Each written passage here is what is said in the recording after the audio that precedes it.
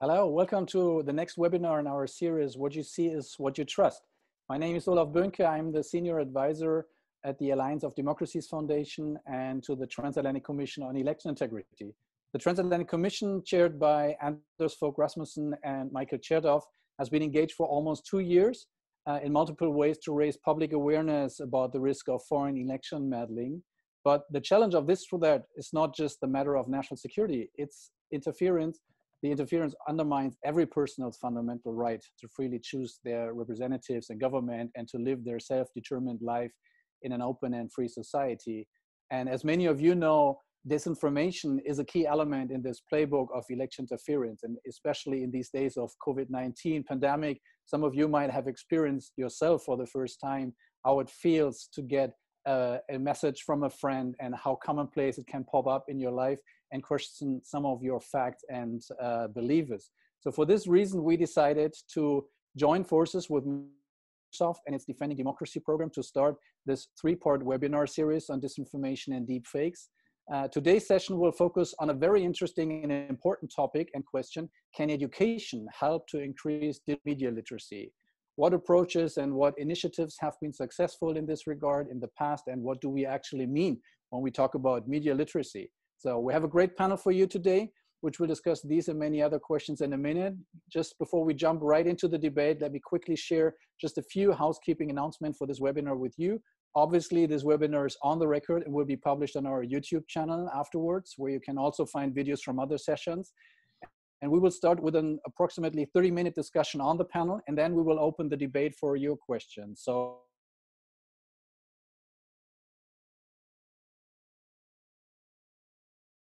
of the panel, and if possible, indicate if it's dedicated to one specific speaker or to all. Our team will try to cluster the questions a little bit and forward them to our moderator today, which is who's Jean Meserve, who's a member of the Transatlantic Commission on Election Integrity, a well-experienced correspondent for CNN, and a fantastic discussion host. So thank you again for tuning in. I wish us all a fruitful and inspiring discussion today. And with this, it's my pleasure to give the floor to Jean.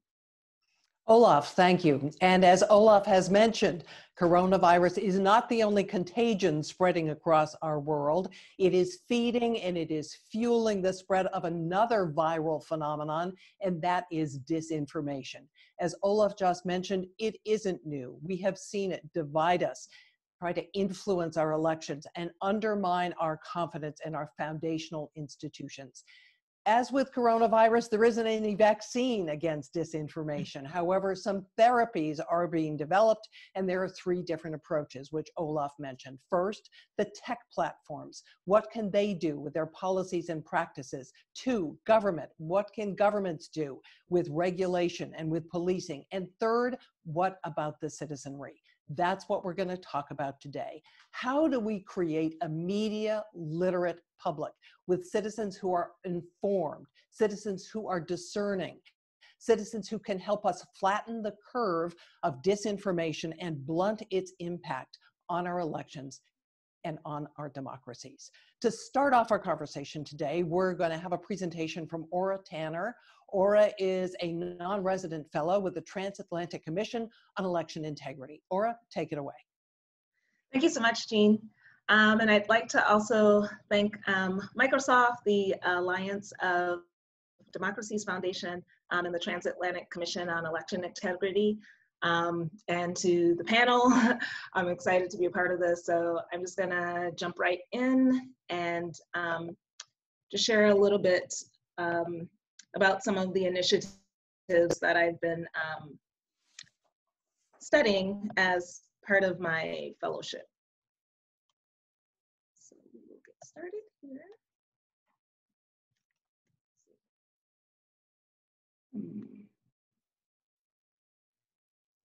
So I wanted to start off like I'm a huge numbers geek. So this is a really, really important number that you see up on your screen, 158,900,000. And I kind of say this number sums up why we need digital media literacy. I can't see the chat, but I would have asked some of you, maybe some of the panelists can chime in. What do you think this number stands for? And why it's important to digital media literacy? Is it the number of people coming online of some sort for the first time, if in some sort of measure? I don't know. I'm just guessing. I promise I don't know. So. No. Number of posts on something, or number of posts in a particular type of social media?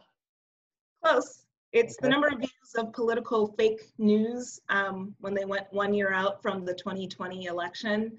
And that's like just such a huge amount. It's almost equivalent to one person seeing one fake news story, which is like a huge concentration. So this alone shows that this problem is huge, as Jean was saying at the top. So I just want to kind of, I found this quote, and it was just captures the crux of what we're doing. So this disinformation, the infodemic, these are not technical problems, they are human problems that technology has simply helped scale, yet we keep attempting purely technological solutions. We can't machine learn our way out of this disaster. It's what we're seeing now is a perfect storm of poor civics knowledge and poor information literacy. So it is important. And I keep, sorry, being able to see. So what we have here is just a smattering of everyone. There's a call right now for media literacy, especially with COVID-19 coming in. It seems like all of a sudden we're aware, even though it's been going on for decades.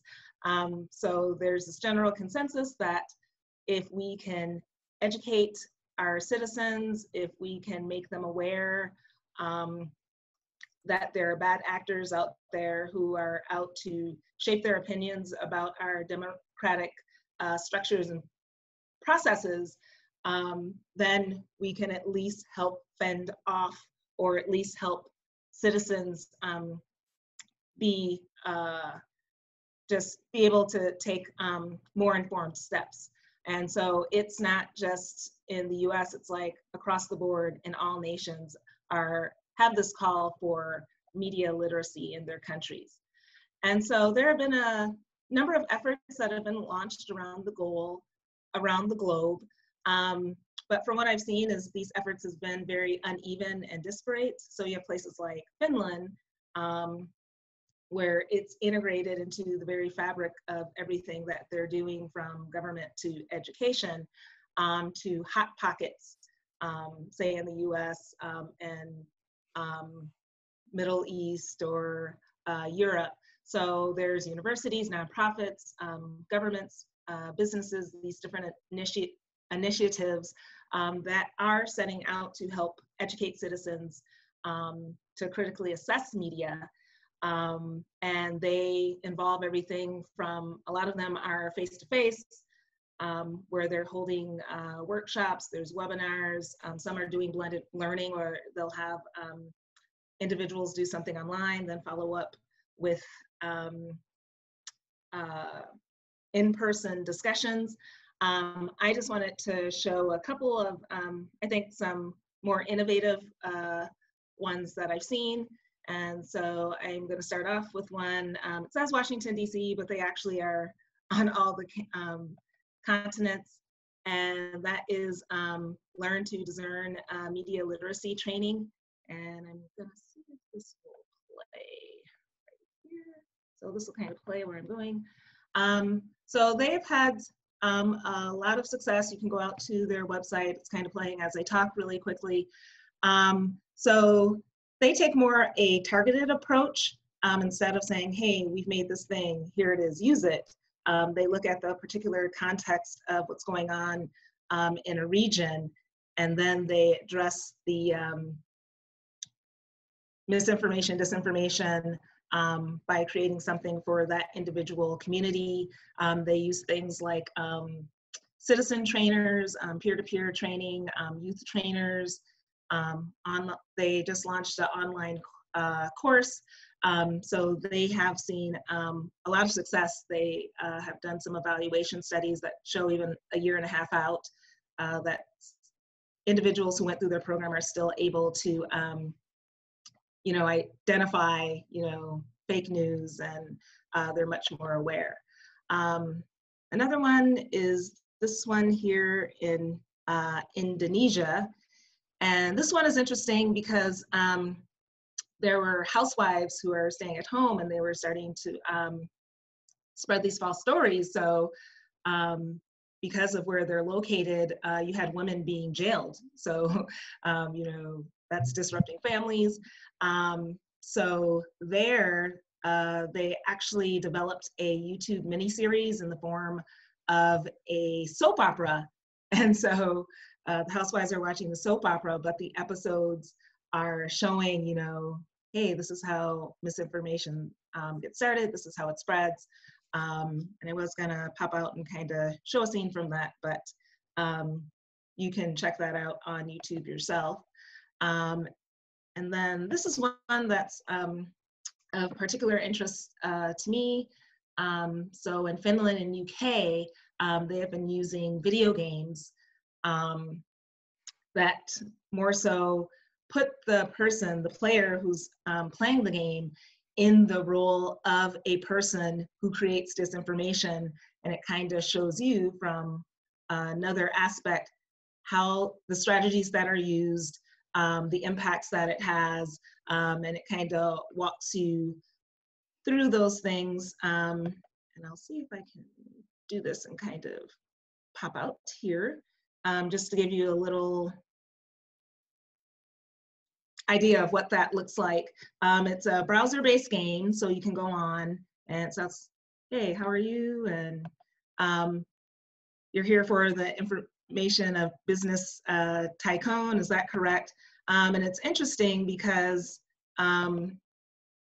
so I just put out a tweet. This government is complete, another failure, resign. And the more you like kind of go along with what they want, you'll notice that the followers go up, the credibility actually goes up. So it takes about 15 minutes to play the game, but it does a really great job of showing you just the strategies that are used to try to gain your attention.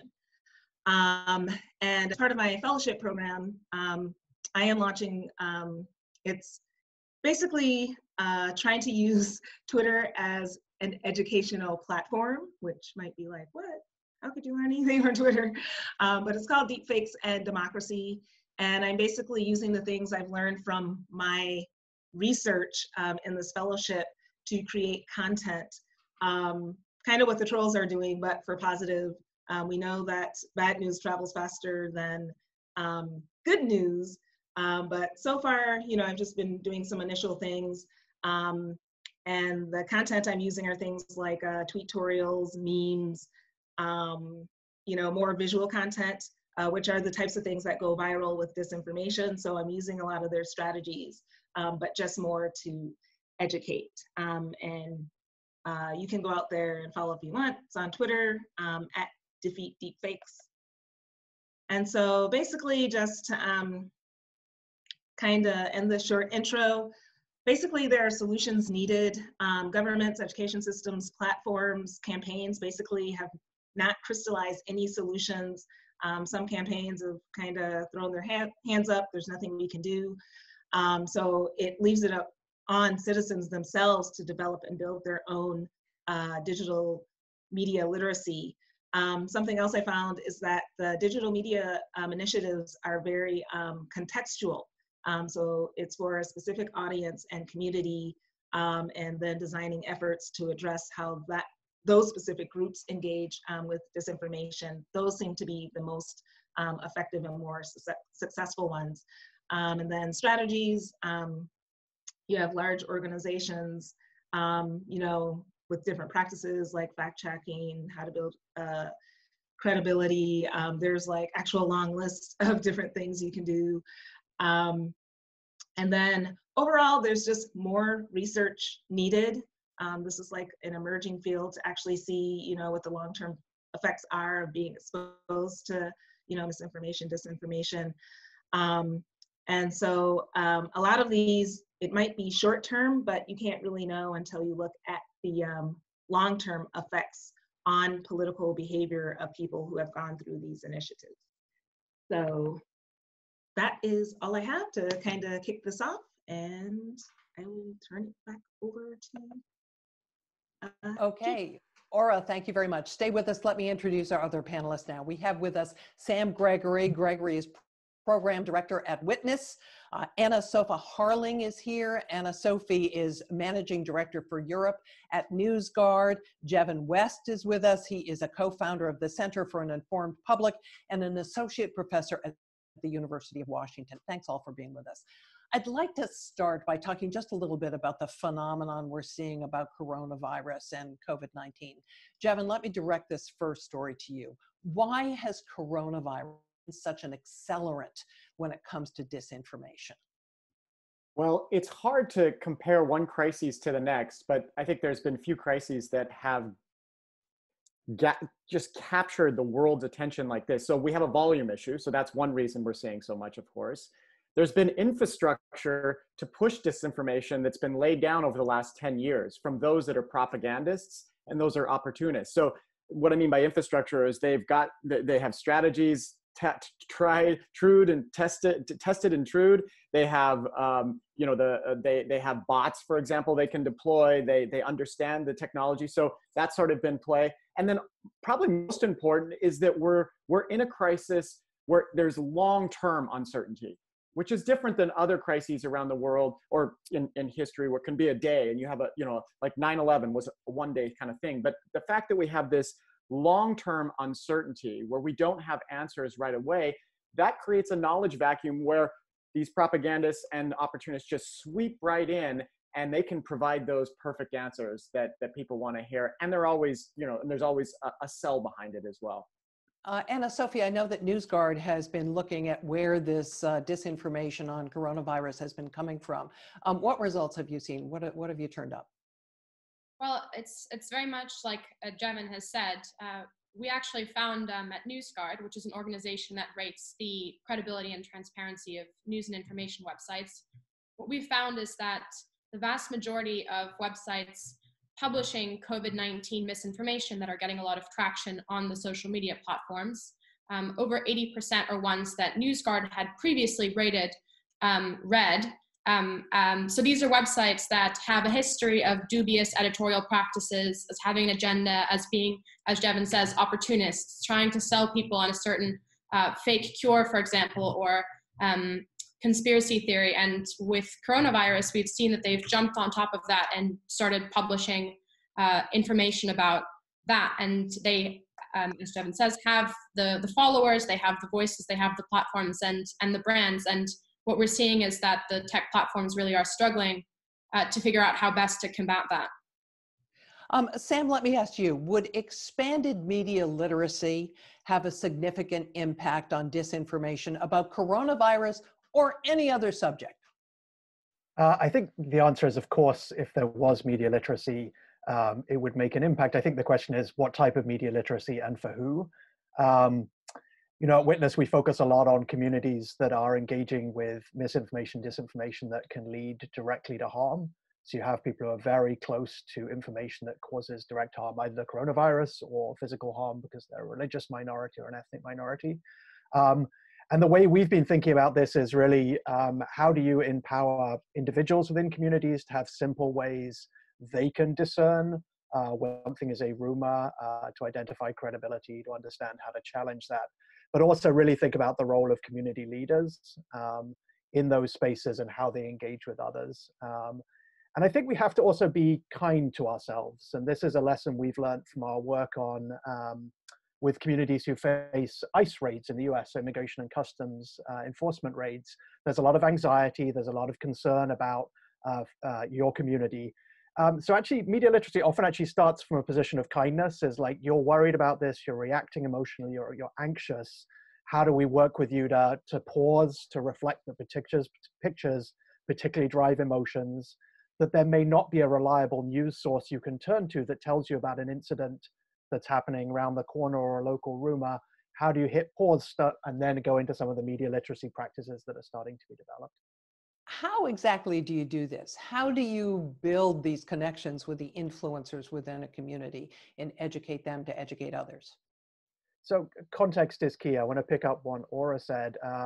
We just ran a series of meetings about preparing better for dealing with these types of miscontextualized and disinformation around the globe. We did one in Brazil, one in South Africa, and one in Malaysia, which are three kind of bellwether democracies that are facing challenges.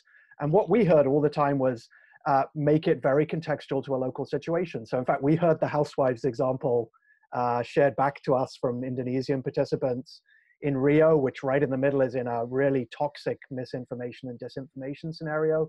People talked about favela-based influencers who are already trying to talk to people about fake news. And they said, look, look to the YouTube, the funk influencers.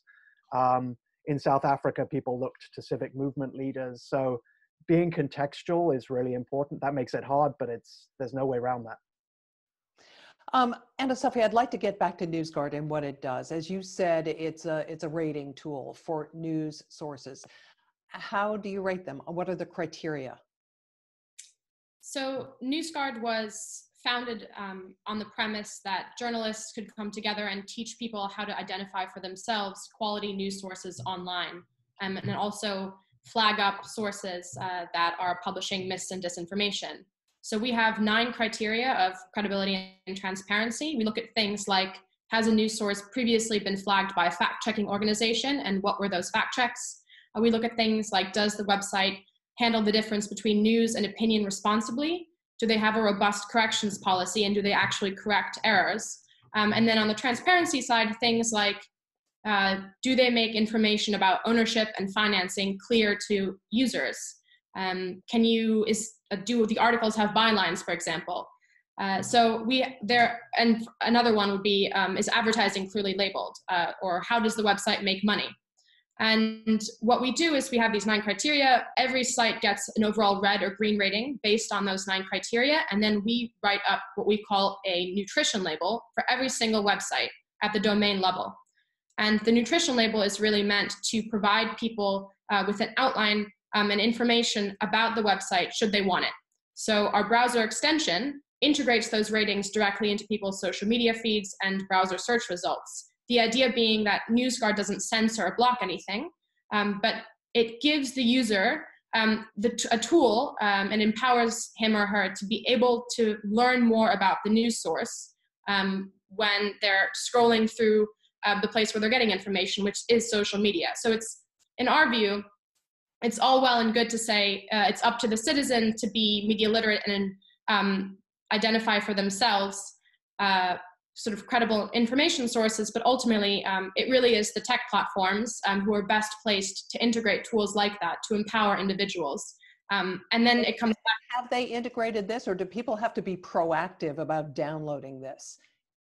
So the browser extension can be downloaded by users. Our biggest tech partner at the moment is Microsoft. So Microsoft has integrated us into their Edge mobile browser and will continue to integrate us into other parts of their platforms. But of course, when you look at things like Facebook and Twitter and Google, they also need to come to the table to work with organizations like ours who are trying to help empower consumers. Has there been an obstacle to their doing that? Because it seems to me the people you're reaching now are people who care, people who really want to know whether the news they're receiving is real or not. And if media literacy is really going to be far-reaching and broad-reaching, doesn't it have to be accessible to the average person who might not have the technical know-how or the motivation to download this? Absolutely, absolutely. It's like what Aura said, though. There seems to be an over-reliance on the idea that machines or machine learning or maybe AI will help solve a lot of these problems. So we would really be encouraged to see that the tech platforms integrate tools that allow individual users to make decisions rather than black box algorithms, because at the end of the day, when the algorithms fail, you do want to have an educated populace that understands for themselves that not all sources of information on a social media feed are created equal, that there's a difference between a journalist and someone sitting in a basement trying to sell a hoax product. Sam, there are lots of other media literacy tools out there. There are online courses. There are all sorts of tutorials that one can take. There are fact-checking organizations and a fair number of those. Why haven't all these efforts been more successful in your view? I think that there's a couple of questions around them. One is scale and again audience, and that question of integration with tech platforms. So fact-checking tends to focus on politics and large public discussions when many of the things are circulating at a community level. The ability to create content far exceeds the capacity to fact check. And also fact checking, particularly when it comes from an independent expert, goes exactly to the sort of the epistemological problem we have, is that a lot of people don't trust independent experts. That's fundamentally why they're challenging this. I do think if we get back down to sort of brass tacks, there are a number of approaches that really try and keep it very simple and are non-ideological. One approach I like, or two acronyms that we've used in our training work, one is an acronym called SIFT, which is an acronym that looks at how do you look at the source, how do you think about I'm now blanking on the acronym. That's a totally like classic thing that happens in a website. How do you look at the source? How do you check the information by going to parallel sources? How do you check that the framing is correct? And how do you trace it back to the original? And that's by an academic called Mike Caulfield that's out there. And then there's another one called SHEEP from First Draft that, again, with checking the source, that's the first letter there, but also notes, and this is the E and the P at the end of SHEEP, that you need to think about emotions and the impact of pictures. And I think we have to recognize as well, we're in an audio-visual world, and people interact very emotively with images that are shared to them. So challenging those is critical. Jevin, you approach this from a number of different directions. First of all, you have an online course with a very colorful name, Calling Bullshit. And in addition, you're familiar with what's happening in Washington State in the school systems. You've done some community outreach. Tell us a little bit more about what you're doing and what's working. Yeah, that's the hard thing, to measure and come up with that number that everyone wants to see. Did the new curriculum work? Did the new programs that you put out into the rural libraries work? I mean, that's the hardest part in education. It's that little thorn in the side of our leg always that we're trying to pull out. Trying to evaluate this is something that's hard, but we need to do this, because when we talk about the importance of media literacy, and to me, of all antidotes, it's the most effective one we can. We're just behind. We're just catching up to this, and now integrating it into schools. But some of the things that we're doing are this sort of pronged approach. Everyone has a multi-pronged, so I'll tell you our multi-pronged approach. So it of course involves media literacy, and to me it's the most important thing. If it's the only thing we could do, it would be that. But we integrate that with our research, and this new center we started. The core of what we do is studying misinformation and disinformation online, offline. We study health misinformation. We have researchers from around the world come and visit. We've recently just launched. We also integrate that with policy. We don't think we can talk about media literacy and research without also talking to policy members. So we have a strong arm connected to policy. And then our fourth arm is community outreach. So like Ora said, and Sam as well, and actually everyone, Anna, Sophie, I mean, we all have the importance of context, I think, is critical to this. And so for us, we're spending a lot of time going into rural communities.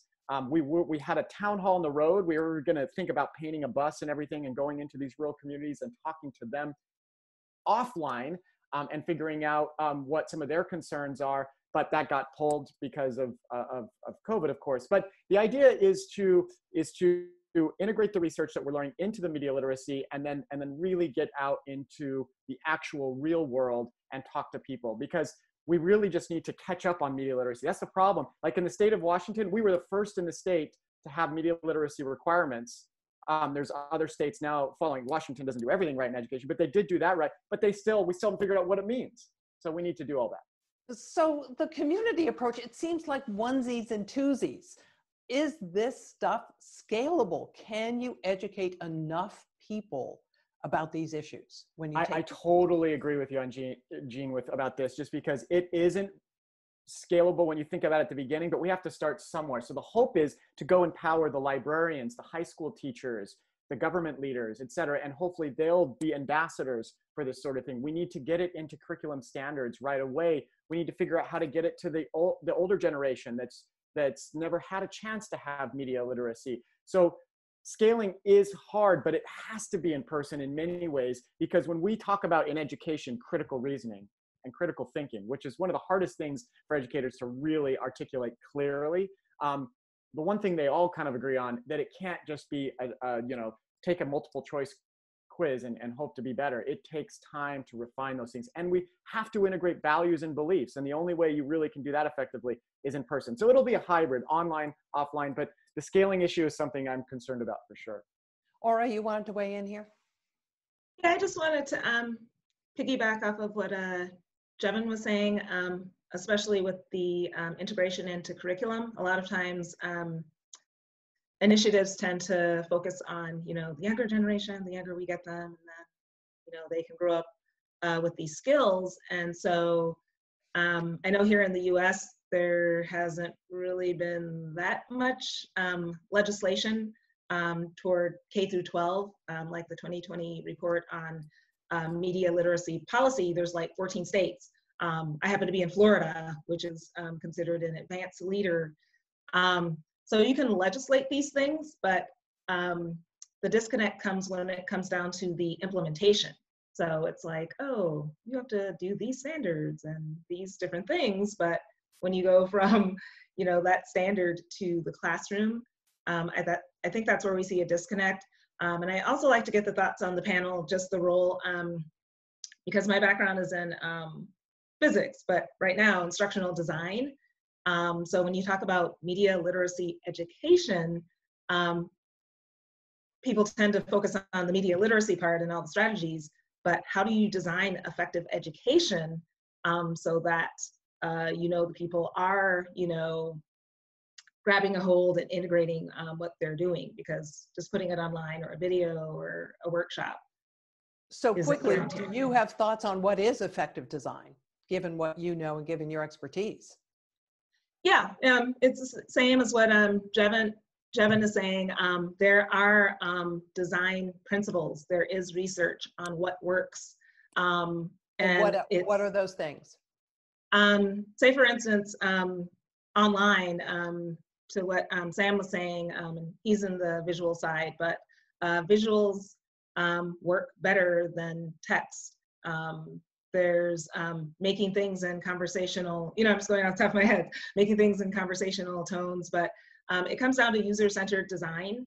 So it also depends on, you know, who's your audience. You know, it could be high school kids, but high school kids in inner city, you might design it a bit different because, you know, there's background knowledge that's, you know, lacking. So once again, it comes down to the contextual again. But yeah. Sam, you wanted to jump in with some thoughts here. Yeah, going back to sort of the hybrid between what you were asking, Jean, and what Aura is saying, this is a socio-technical question, so we do need to ask how the platforms reinforce this at scale. Now, that's probably not the initial way in which you learn these skills. And part of that is evidence. So there's been a lot of innovation on the platform side about trying to push people to good information, do labeling, try and present authoritative information during COVID. So we need to know from them what worked. I think part of the problem for many people in civil society is we don't have data to inform our own interventions or understand how people interact on platforms. And that's primarily where they're seeing this type of content. And then, you know, we need to think, you know, what is the role of the technical signals? For example, I do a lot of work on deepfakes, and many of those will be indiscernible to the eyes. So there will be a responsibility on platforms, for example, to give technical signals when they see manipulation. There's a responsibility to, you know, in like a NewsGuard type way to provide information on the authenticity or credibility of a source. But we need to make sure that actually syncs up with the way and reinforces what we do at a local level so that they're not at cross purposes, essentially, in doing that. And part of that relies on hearing the data from them. And partly it's also making sure that our interventions are based on the evidence. You know, one thing that, you know, is really important is to learn what Facebook has learned and to check that what they're doing is related to what the academic evidence is on that. So there was a great paper recently from Megan Metzger at Stanford that looked at all the research around labeling, right? So, and that's highly relevant also to how we tell people that they should be suspicious of something. Do we tell them before they look at a piece of media and then ask them to be critical? Do we use pictures because pictures have a more powerful impact than people on text and they remember the pictures because of the picture superiority effect? So we really need to use to drive this, but also have the data. But it sounds like the research is way behind, way behind. Am I right? The platforms are doing research. There's a lot of data and research they have, but absolutely, Jevin, I'm sure, could attest to the amount of funding that's growing, but not enough. I want to remind the audience to send in your questions. You can see the Q&A function on the screen, so please, we have one in here now.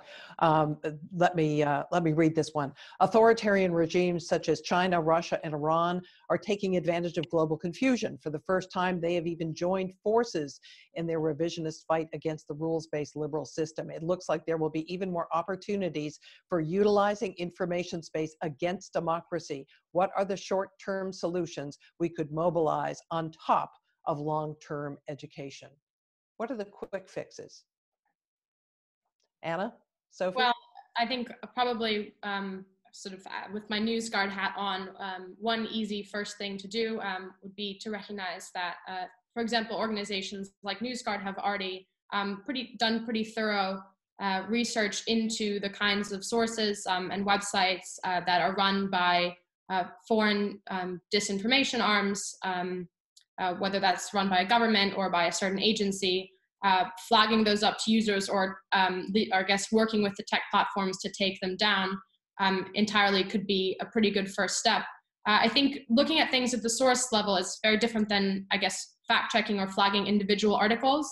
NewsGuard calls this pre-bunking rather than debunking. So I guess flagging up to users the history of a source, whether they have in the past been promoting a certain agenda or publishing false information, goes a long way to help empower the consumer, because there's a pretty good chance that if that source publishes a new article, that one might be not credible as well. So from that point of view, this is just one example of a way that the platforms could be working with researchers and academics and third-party organizations to jump on this immediately. And from that point of view, I think COVID is quite interesting because we are now seeing that the community is all coming together around this one topic. But in the long term, it will be fascinating to see whether these methods and whether this amount of collaboration will continue around other topics as well. Jean, can I jump in there? Yes, real quick, because I just wanted to try to make one distinction too between the sort of typical disinformation and misinformation. One of the things that makes disinformation especially hard to have a quick fix is that it's not an individual fact that needs to be, fixed. One of the things when we talk about media literacy and that we see in our research, those kinds of things are at least approachable because you can go to an individual report or an individual news story, whereas disinformation campaigns are found on multiple platforms. They're found in multiple modalities. They're found with supposedly different people. With all, it's a long-term. It's a collection basically of misinformation, also mixed in with true information, which makes them even trickier, and they can lure us in. So it's much more difficult to identify these disinformation campaigns. But I think one of the things that we can do is, of course, do media literacy and make the public aware of these strategies so they can see the high level, motivations and the ways in which you can employ these things. But I think we also need to be careful not to talk too much about how everything is false out there. As a researcher, I get concerned because I talk to the public all the time, like all of us on this call, and I worry more and more that we may even be decreasing trust in those trusted gatekeepers and sort of the people that we need to look to. So I think one of the things that we have to do as a community is also emphasize that we can get to truth, into some degrees, of course, and that there are reliable institutions that we have to depend on in democracies. So this isn't just about the people who manufacture the disinformation. It's also about the people who spread it. And let me ask you about them. Aren't there a lot of people who don't care if the information they share is real or fake? Yeah, I'll just say one thing and then I'll turn to my fellow panelists.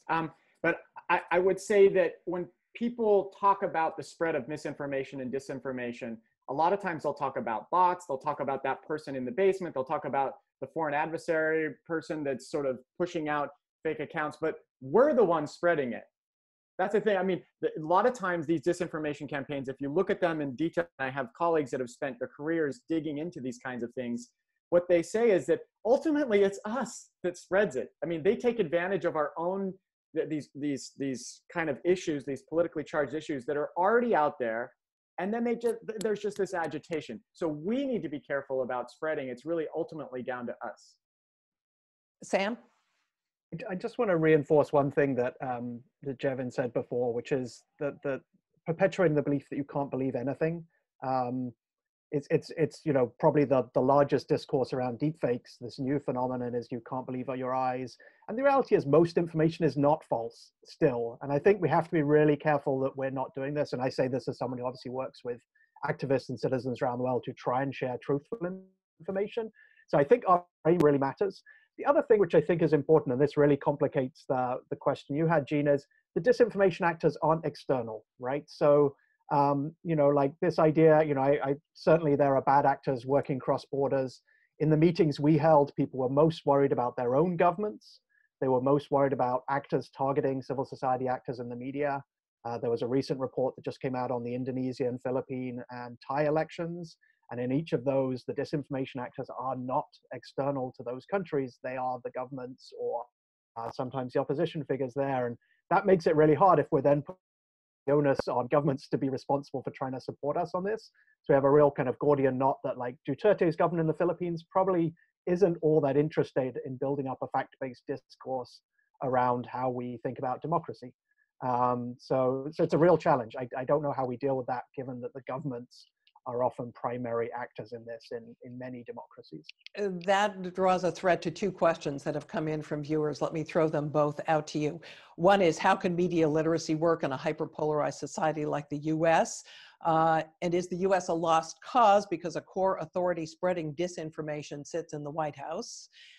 And the second question is, how can media literacy work if the public isn't particularly interested in becoming media literate, and if the government is not willing to promote it and fund it?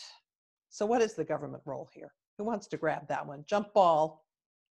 Well, I'm happy to start. I think I might be in a lucky position because I run NewsGuard's operation in Europe, which is a bit different, I think, than the US position. I've been extremely encouraged to see the level of involvement and enthusiasm on the part of, for example, the UK government, because I'm based in London. So organizations and bodies like the Office of Communications and the Department for Culture there that are working extremely actively, not just around COVID, but in general around the concept of online harms and so-called fake news.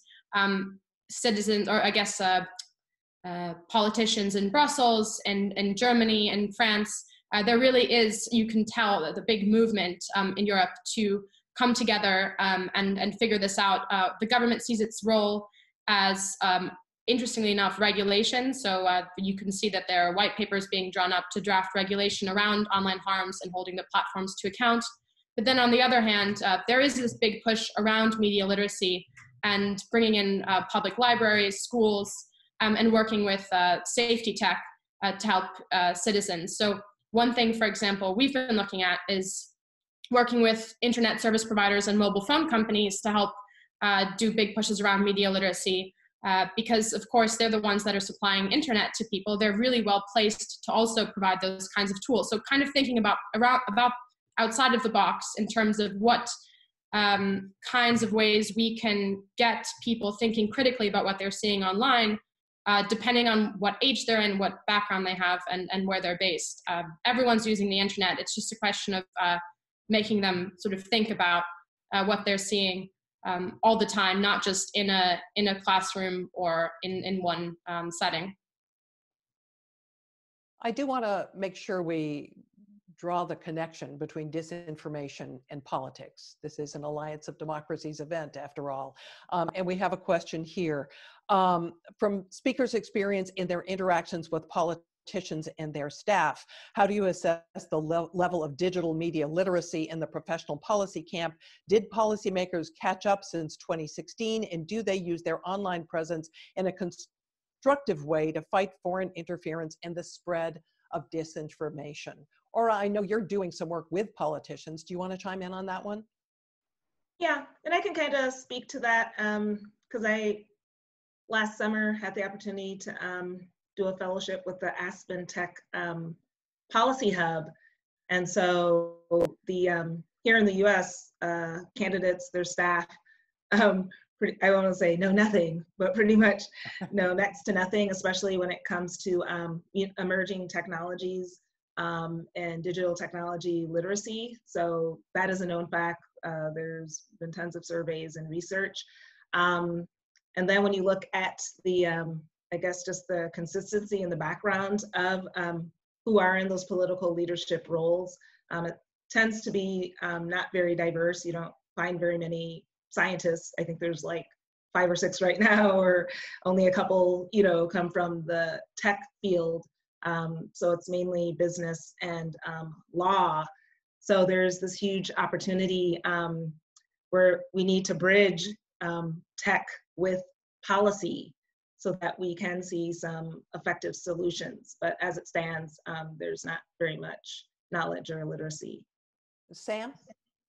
Yeah, I think I do some interaction on the Hill, but also globally with policymakers. And I think there's one element, there's an increasing technical literacy. The question is whether technical literacy trumps political needs around it. So I would So cite are you saying that they may be embracing disinformation?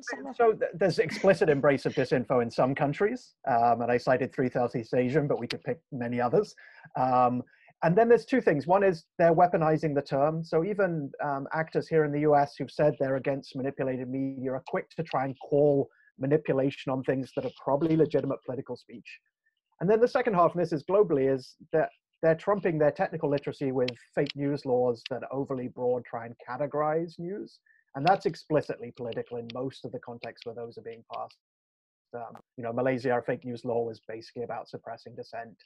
Singapore, Nigeria, Tanzania, all those places. And so I worry we could train up policymakers, but the imperatives of political campaigns, the way in which disinformation actually helps your campaigns, unfortunately, and then the temptation to go with these fake news laws may well trump our attempts to get them on the right side.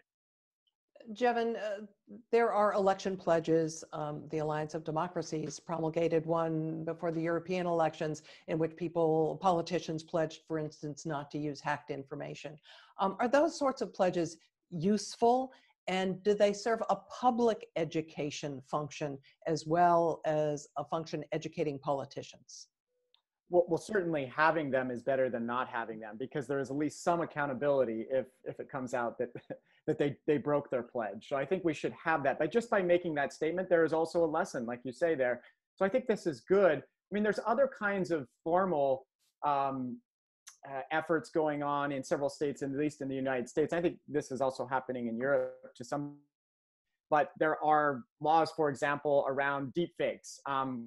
Like California, actually the state of Washington, we helped sort of critique some of the law that was going through legislation that 60 days before an election, you're not supposed to create deepfakes related. There's a bunch of details, of course, and the laws aren't perfect at this point. And actually, as I've spoke up against, some of the issues that I see with the current ones, but we're at a point now where many states, at least in the US, are experimenting with these different laws. And I think those kinds of efforts will force the conversation with legislators, because one thing that's been ringing in my head ever since was the congressional hearings where Mark Zuckerberg was sitting there and senators, I won't name names because there were several of them, the questions they were asking, either they were doing that to make a point or they were truly not really understanding how the internet works. And if it's the latter, I am concerned, and we should be putting more efforts in combining those. And so one of the things we have at our university is a tech policy lab led by Ryan Kalo, who's kind of a leader in this space. And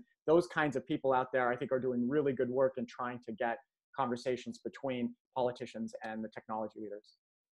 Anna Sophie, I know that you feel that the public too needs to have some education about how the platforms work, and that's a kind of media literacy. Would you talk a little bit about that? Sure.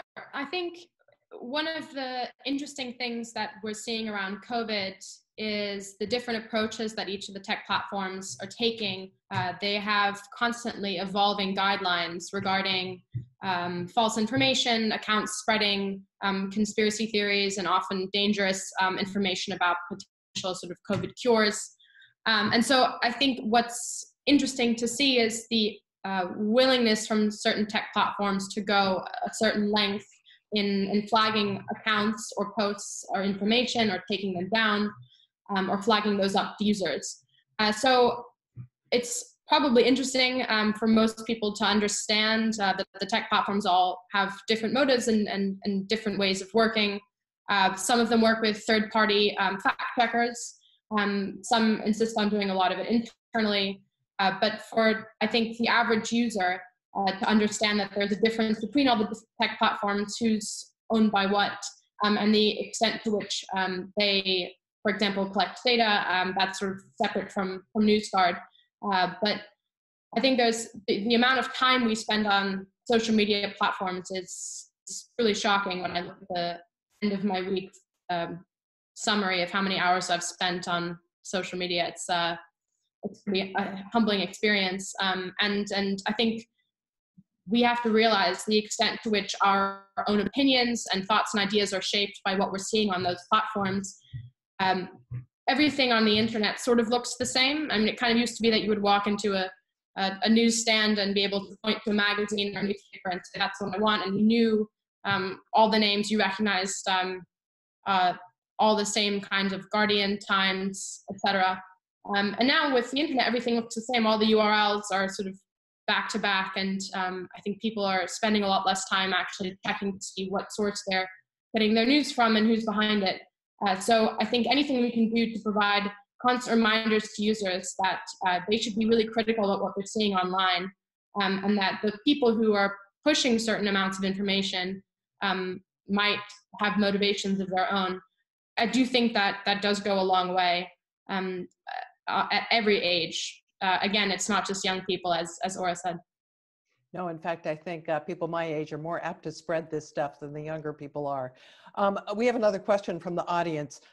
What measures might the EU Commission put in place to tame China's machinery of not only spreading disinformation, but also for failing to alert the world about novel coronavirus? What should the world do to democratize China post-COVID-19? That's a pretty big question, maybe beyond the expertise here, but does anybody want to try to take a bite of that very big apple?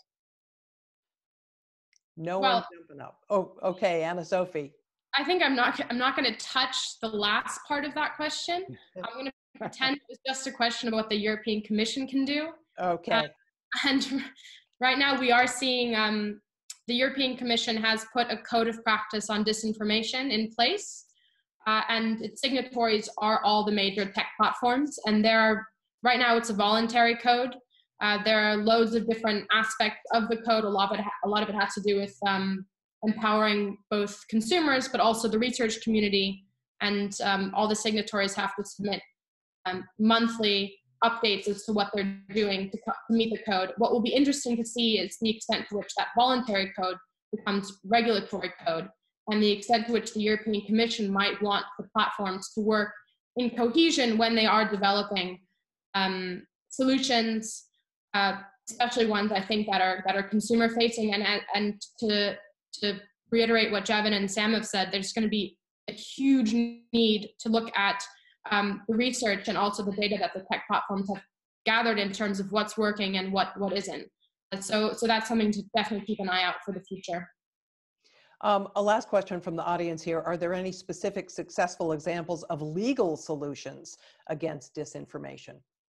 Anybody up to speed on that one? Well, and I'm not a policy expert, but I've done enough reading in the area recently that to be sort of an armchair hack, I guess. But I will say that there, at least in the U.S., there is this difference between the message and the act. It's really difficult to go after an individual for saying things that are false, unless, of course, there's material gain and it damages people and all sorts of other things that legal scholars will talk about. So I think what we should be doing with those policy experts is to figure out what kind of infrastructure we do have in different countries to at least start putting some, checks around what's being done. Because there are examples where people are selling things. I mean, one example recently, at least I think it went to the Supreme Court in the US, dealt with someone that was lying basically about a Medal of Honor. And one of the questions was that sort of something that should be prosecuted, and put in prison for? Well, in that case, it's, it wasn't necessarily material gain. Whereas something like if you were, selling, a new kind of mouthwash right now during COVID that you say could cure COVID, in that case, it's false information, and it's there's material gain, and you're also, possibly, giving people information that could affect their health and safety. So there is infrastructure around misinformation, disinformation that we can throw at it, but we need the policymakers to really dig in and figure out what we have so far. I lied. That wasn't the last question. We have one about deep fakes, and Sam, I have to get to this because I know deep fakes is really your thing here. How much do you consider deep fakes as one of the most sophisticated versions of disinformation? Do governments need to prepare for it? Will we see more of them in the election of 2020? My prediction would be yes, but what's yours? Yeah, I'll just say something quick. I know the others, Sam has some stuff today too, but I would say, the Defending Democracy team at Microsoft, who we're collaborating with as well, we're going to be putting together a workshop with experts around the world, and also putting out some educational resources on it. So we've been thinking about, but we've found in that process all the great work going on. But yes, absolutely, governments and the public need to be aware. It's during this stage when the public isn't aware of a technology where I'm most concerned. Once the public at least knows about it, at least then they can question things that they see that's suspicious. Sam, I want you to weigh in on this. Yeah, I don't think we should overrate the chances they'll be widely used in the 2020 elections. I think the kind of guessing game of when will deepfakes be used is a tough one to play. I do think we should prepare, and that's been the focus of our work, is how do you prepare better so we don't have the same, I was going to say shit show, I'm probably not allowed to say that, the same messed up approach to other forms of we already used that, Sam, already. We've already gone that direction. The same messed up approach. So actually, I think although deepfakes can feel overhyped, preparing better is a good idea. The thing we've emphasized is, in fact, we may be misdirected looking at the really top levels of politics, right? There are a lot of detection techniques being developed to protect presidential candidates. How do we protect vulnerable civic actors and vulnerable civic actors in Global South, media actors, who are the people already being targeted by deepfakes because they're as critical to a functioning democracy as senior political leaders. So as we look at a deepfakes problem, understanding who's already being affected and the threats that are likely to get worse and where the pressure will be placed on asserting truth. When you've already got a problem that people say everything's a deepfake, you can't believe anything you see, that actually puts the weight on the media and on civil society and on vulnerable actors to face that pressure to prove true or to face real physical danger. So preparing for that is critical. We are out of time, but I want to do one really quick round robin here. The number one thing that you think can be done to improve and expand media literacy. I want answers of one word or two. Anna Sophie, let me start with you. Number one thing. Collaboration and integration. All right, Jevin. High schools. Aura. Design of education. Sam. Global, community-driven, and interaction with the platforms. That was a phrase. Great, wonderful to have all these different perspectives. Let me thank all of you for joining us here today. I'm going to turn this conversation right now back over to Olaf. Thank you very much, Jean. That was excellent. Thank you to all of you, Aura, Anne-Sophie, Jevin, Sam, for an interesting and very educational hour. Of course, also to all the guests who joined us on various social media platforms for this debate. As always, we will share a short post-event survey to all registered participants on Zoom. I would appreciate if you can recommend or comment for future webinars, what we should do better or what topics we should pick up on upon. So that's very helpful for us. And as I said in the beginning, the mission of the Transatlantic Commission on Election Integrity is to raise awareness about foreign election interference. And it's also to exchange insights and best practices between decision makers in policy, the private sector, the tech business amongst them, academics, journalists, and everyone who feels concerned about the new digital threats. So after we have discussed private sector approaches last time and media literacy and media competence, this time our next webinar will take place on June 4th and will address governmental responses to the disinformation and deepfake threat. We will have experts from the EU, from the US, and we will try to focus on various approaches, how governments, and we already touched a little bit upon it, legal and regulation issues will be looked upon more in detail on June 4th. So make sure to tune in. And last but not least, let me advertise once more the upcoming Copenhagen Democracy Summit. The Alliance of Democracies Foundation, who's hosting this webinar series, is having its annual summit actually in June. And of course, given the current corona pandemic, it makes it impossible to meet in person. So we are going online as much other institution as well. Now the dates are June 18th and 19th. So to make sure, watch and check our website, www.allianceofdemocracies.org. Register for the event. We have a lot of really, really interesting, prominent, and very active democracy friends like Joshua Wong from Hong Kong. We have the former Secretaries of State, Madeleine Albright and John Kerry. We have Microsoft's President, Brad Smith, who will talk on tech behalf. We have former Prime Minister of Australia, Malcolm Turnbull, and as I said, many more. We also have interesting numbers since we focused and started with ours. Interesting and huge, impressive number. We have the 2020 edition of the Global Democracy Perception Index, which is a survey we are doing once a year, how people feel about democracy across the world, including non-democratic countries. So that's also interesting. And follow us on all common social media channels to get always the latest updates on our activities. And thank you all for joining us today, and hope to see you all then on June 4th. Thank you very much. Thank you. Thank you. Thank you.